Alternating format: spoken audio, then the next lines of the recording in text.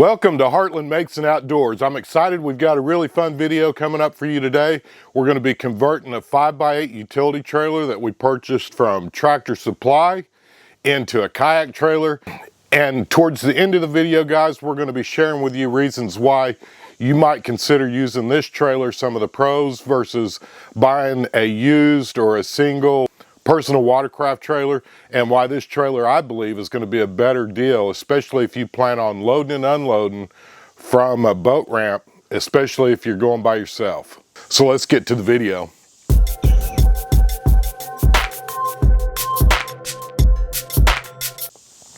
If you're new to our channel, I'd like to introduce myself. My name is Dale, and I will be your host on our channel. For you guys that are specifically looking for the measurements on, let's just say, the Hobie PA14, for example, and you're trying to make a trailer with the PVC bunks, I'm going to go ahead and give you the measurements right now. In the rear, the spacing is allegedly 11 inches, and then the kayak kind of moves up just a little bit narrower, and in the front, it's 10.5 inches. Those were the measurements that I was given, and I wanted to just go ahead and throw that out there in case that's why you're here watching this video. For the rest of you, we're going to go ahead and I'm going to be in the background. I'm going to be just kind of walking you through the process. One thing that I do want to say right off the bat, this is a 5x8 carry-on trailer. Carry on, if you're listening to me, I'd like to throw out a small suggestion. If you'd make this same trailer in a 5x10 without the tailgate, it would be perfect for your most anglers.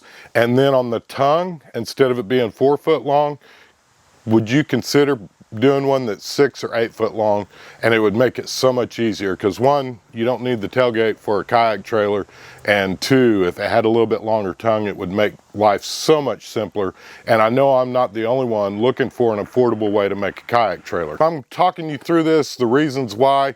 We're going to go ahead. Number one, I'm looking for a new kayak, so I need another kayak trailer. I'm keeping my Jackson kayak that I've had for years, and my wife has the same kayak, and we've already converted a 12-foot utility trailer to haul both of those boats on. So I need another trailer. If you guys remember, I bought this trailer last year. About the time that I left, I was working at Tractor Supply. Big, huge shout out to Tractor Supply. But I purchased this trailer while I was still there, and I bought it for the purposes of hauling my CRF 450 around. So I already had the trailer, and I'll go ahead and I'll tell you guys, if you guys are from the Texas area or the state of Texas, and you're thinking about building or converting an older trailer into a kayak trailer, the number one thing I'm going to tell you that I've had a problem with, I did have a 5x10 trailer. I'm originally from Oklahoma. In Oklahoma, we didn't have to tag the trailers there. That is a huge issue here in Texas, because I didn't have the original certificate of origin. I didn't have a bill of sale. There was just simply no way I could get that trailer tagged. Hence is how I ended up with the 5x8. I ended up giving that 5x10 trailer to a neighbor. He's got a large parcel of property down the road, and he can use that trailer around his property, picking up limbs or whatever. It doesn't matter. I couldn't get it tagged. I tried, and no, you can't go get a home-built title on a trailer that's stamped from a manufacturer. So that brings us to why this is probably one of the cheapest builds that I could do. If I had the money, I'd get the On the Waters Innovation trailer, but obviously I'm on a beer budget here, so we don't have that kind of money. I've already got a 5x8 trailer, so that's why we're converting this over. The first step in this is I'm going to be putting down some 2x4 runners on the front and rear of the trailer, and then I'm attaching the 3-inch PVC from Lowe's, and then I've also put some elbows down at the bottom also, so it kind of flares out. Maybe it'll be less stress. Now I will say this on the elbows, guys, they come with some little, what I'm going to call tits, and you need to go ahead and sand them off, because I think that would be potentially something that'll scratch the bottom of your hull of your boat. It doesn't matter what kind of boat you're looking at. But real simple deal. Again, like I said at the very beginning of this, the measurements that we used was 11-inch center on the back, 10.5 up front. We drilled them out. We used the nuts that you kind of bang into the bottom. It's basically it's made for furniture, and that's what these nuts are for, is so you can screw like the feet onto a couch or something like that. But it's a furniture specialty. Again, you can get these same ones at Lowe's. We bought all the parts here at Lowe's, And then towards the end of this, you're gonna see me using some grease on the bolts, and that's just gonna help you hold everything together while you're trying to shove it down in the hole. With this trailer being 5x8, the PVC that we used is 10 foot long. That's just the stock pieces that they have at Lowe's. And I could use a magnet and shove in there to try to line it up, but basically the only way that I was going to be able to tighten this thing down was to drill a hole in the top. So that's the holes that we use. Those are oversized to fit the socket plus the washer.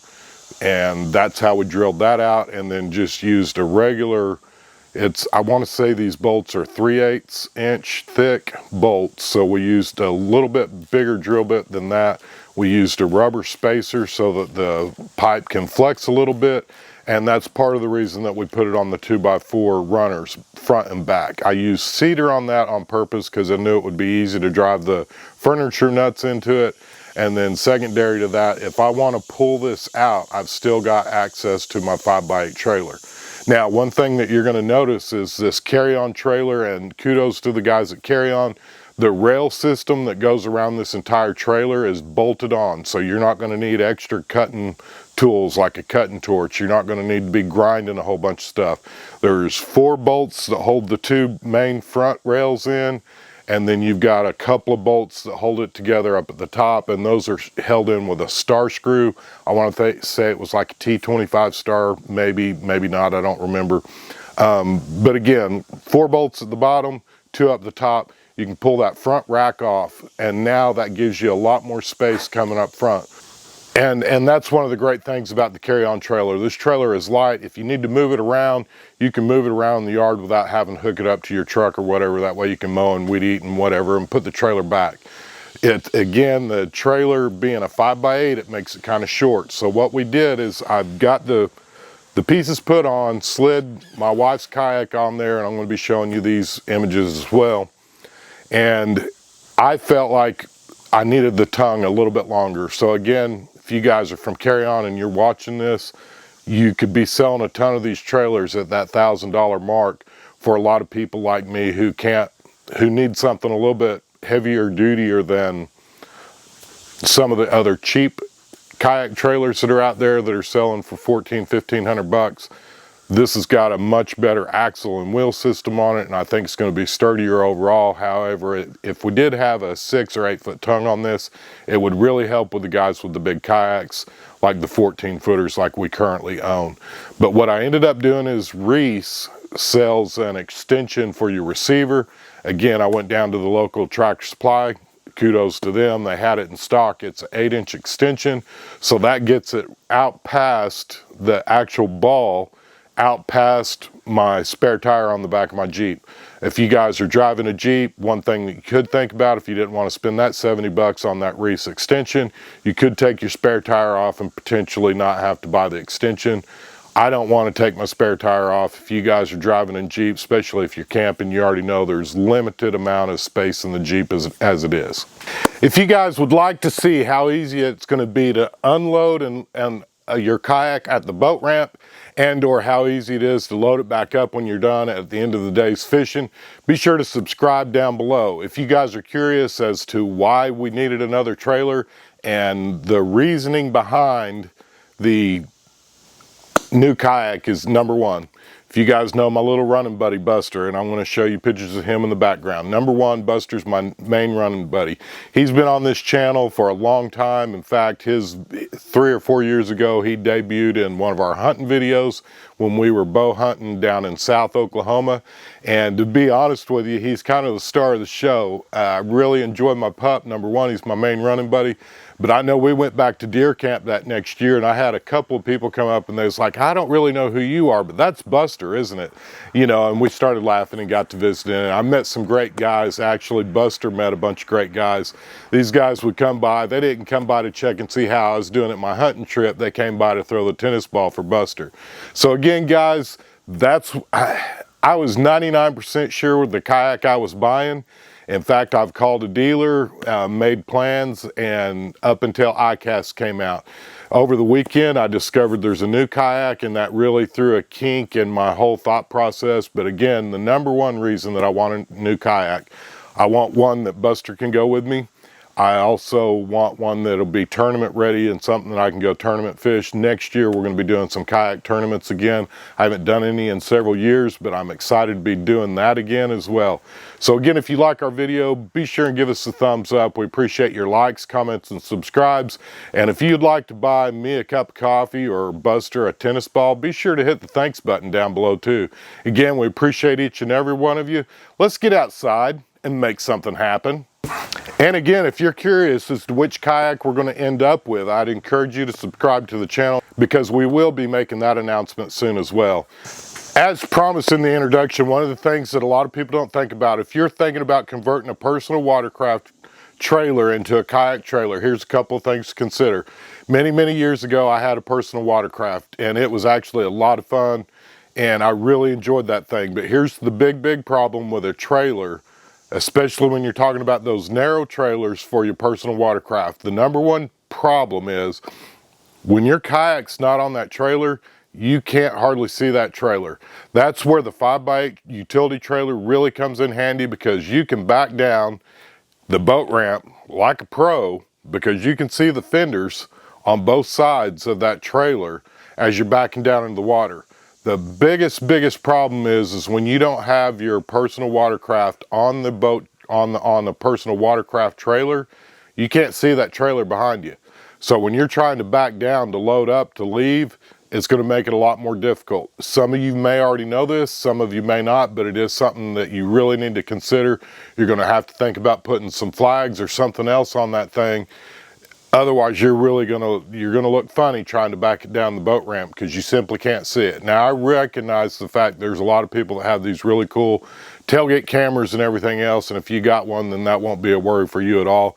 My Jeep, I don't have a backup camera, and I've got rear view mirrors, and they're standard on every vehicle, and you can actually see the utility trailer, and that's one of the things I really love about it. You can also put your minnow bucket, and you've got room for extra storage that you may not be able to have on a personal watercraft trailer. Again, if Carry On is watching this video, I hope that they'll consider making it either a 6 or an 8 foot tongue for this. If you guys will make me a 6 or an 8 foot tongue, I'll buy the thing. I'm not asking you to give it to me for free, but the only other option that I found would be to go to Amazon. They sell a 3/16 inch piece of steel that's the same size, the 2x3 tubing, and it's almost $200. I don't have a problem doing that. And that may be the route I can go, but I'd really like one from the factory. If Carry On would make it, that would be even better. If not, that's probably the route I'm going to go. Again, the other advantage to this Carry On trailer is that tongue is bolted on, so you can unbolt it. They've got a slide basically that tongue fits in, and there's 2 bolts holding it in. Again, on the tailgate, and I forgot to mention this up at the very beginning of the video, not only can you take the rails off with a handful of bolts up in the front, that rear tailgate you're not going to need. It's going to be in your way for trying to load a kayak. Those are held on with 2 bolts. Again, really simple. Take the 2 bolts out, boom, you can lift that tailgate off. And now you've got a flat utility trailer with no rails up front and no tailgate in the back, creating an issue for you. You don't need any special tools for that. Even if you don't have a socket set, you can get it off with a couple of pairs of pliers. Again, we appreciate your likes, comments, and subscribes. Thanks for sticking around to the end. If you did watch this video all the way to the end, I want to say thank you so much. We appreciate your likes, comments, and subscribes. As always, may you have a blessed week. And let's get outside and make some stuff happen. Guys, I am so excited. I've got some amazing news. Here in Deep East Texas, we had a major cold front blow through last night, and we're going to be cooled off all the way down to 97 degrees tomorrow. So we're going to be going to fish Deep East Texas, Lake of the Pines, kayak fishing tomorrow.